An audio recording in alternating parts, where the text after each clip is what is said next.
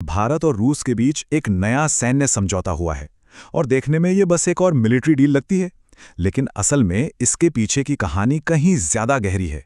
एक ऐसी कहानी जो दुनिया की शक्तियों का पूरा खेल बदल सकती है। तो चलिए समझते हैं कि आखिर ये है क्या। तो खबर ये है कि 3000, जी हां, पूरे 3000 रूसी सैनिक भारत में तैनात होने वाले हैं। और सुनिए, ये अकेले नहीं आ रहे, इनके साथ होंगे जंगी जहाज और लड़ाकू विमान भी। तो दिमाग में पहला सवाल यही आता है ना कि क्या ये किसी जंग की तैयारी है? बिल्कुल नहीं। असली कहानी तो इससे कहीं ज्यादा दिलचस्प और रणनीतिक है। तो पहले एकदम बेसिक से शुरू करते हैं। आखिर ये समझौता है क्या? इस पूरी कहानी का हीरो है एक समझौता जिसका नाम है रेलोस, यानी reciprocal exchange of logistics agreement. अब ये सुनने में थोड़ा टेक्निकल लगता है, पर इसका मतलब बहुत सीधा है। मतलब भारत और रूस की सेनाएं एक दूसरे के मिलिट्री बेस का इस्तेमाल कर सकती हैं, फ्यूल भरने के लिए, रख रखाव के लिए, मतलब हर तरह के लॉजिस्टिकल सपोर्ट के लिए। और देखिए, ये सब कुछ बहुत तेजी से हुआ है। पिछले साल फरवरी में इस डील पर साइन हुए और इस साल 11 जनवरी से तो ये लागू भी हो गया। मतलब अब बस तैनाती की तैयारी चल रही है। अब जरा इन आंकड़ों पर गौर कीजिए, ये बहुत जरूरी है। इस समझौते के तहत एक ही समय पर 3000 सैनिक, 5 जंगी जहाज और 10 लड़ाकू विमान परमानेंटली तैनात रह सकते हैं। तो ठीक है, समझौता हो गया, पर इसके पीछे का असली मकसद क्या है? जो कागजों पर लिखा है उसके अलावा भी एक बहुत बड़ी और व्यवहारिक वजह है।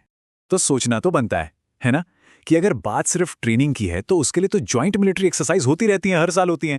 तो फिर ये परमानेंट तैनाती की क्या जरूरत पड़ गई? और बस यहीं इस समझौते का असली खेल समझ में आता है। देखिए, पहले क्या होता था, हर साल दोनों देश जॉइंट एक्सरसाइज करते थे। अब इसमें खर्चा बहुत आता था, टाइम भी बहुत लगता था, सेना को भेजना फिर वापस बुलाना। रेलों से ये सारा झंझट ही खत्म। अब स्थायी तैनाती होगी, मतलब पैसा भी बचेगा, समय भी बचेगा और सहयोग भी कहीं ज्यादा असरदार होगा। वो आने जाने का चक्कर ही खत्म। अब आते हैं इसकी तीसरी और सबसे जरूरी परत पर, कि ये समझौता भारत को एक बहुत बड़ा रणनीतिक फायदा कैसे देता है, और वो भी खास तौर पर चीन के खिलाफ। चीन का नक्शा देखिए जरा, एक बहुत ही दिलचस्प बात है। चीन की 90% से ज्यादा आबादी उसके पूर्वी तट पर बसी है, जो भारत से काफी दूर है। और यही चीन की एक बहुत बड़ी रणनीतिक कमजोरी है। इसका मतलब क्या हुआ? मतलब ये कि अगर कभी हालात बिगड़ते हैं तो इंडियन नेवी को अपनी ताकत चीन के पूर्वी तट पर दिखानी होगी। लेकिन इतनी दूर अपने वॉरशिप्स भेजना, उन्हें फ्यूल देना, मेंटेन करना, ये एक बहुत बहुत बड़ी चुनौती है। इसके लिए एक ऐसे भरोसेमंद साथी की जरूरत थी जो उस इलाके में मौजूद हो। और बस यहीं पर यह समझौता एक असली गेम चेंजर बन जाता है। इसके मुताबिक अगर इंडियन नेवी के किसी भी जहाज को उस इलाके में फ्यूल चाहिए, मरम्मत करवानी है या किसी भी तरह की मदद चाहिए, तो रूस को बिना एक भी सवाल पूछे हर मुमकिन मदद करनी होगी। ये है असली बात। अब हम आते हैं समझौते के सबसे बड़े और सबसे खुफिया मकसद पर, और वो है रूस और चीन के बीच जो दोस्ती गहरी हो रही थी उसे कमजोर करना। ये एक ग्रैंड मास्टर मूव है। देखिए, हो क्या रहा था, पिछले कुछ सालों से रूस चीन पर बहुत ज्यादा निर्भर होता जा रहा था, आर्थिक तौर पर भी और राजनीतिक तौर पर भी।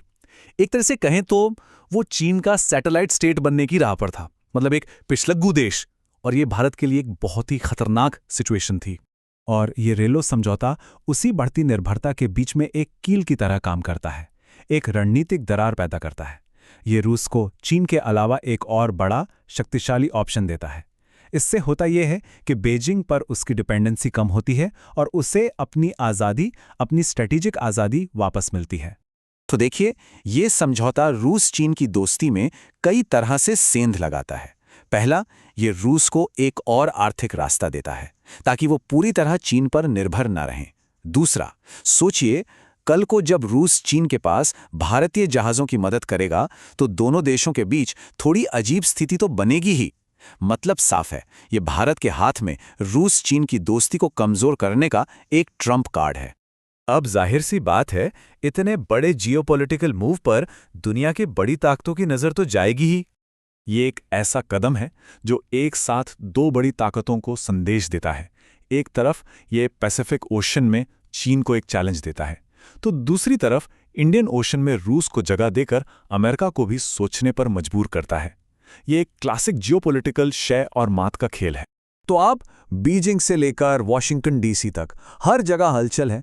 सब लोग अपनी अपनी कैलकुलेशंस लगा रहे हैं कि इसका लॉन्ग टर्म असर क्या होगा। तो अब सबसे बड़ा सवाल यही है कि दुनिया की ये महाशक्तियां अब अगला कदम क्या उठाएंगी। ये तो आने वाला वक्त ही बताएगा।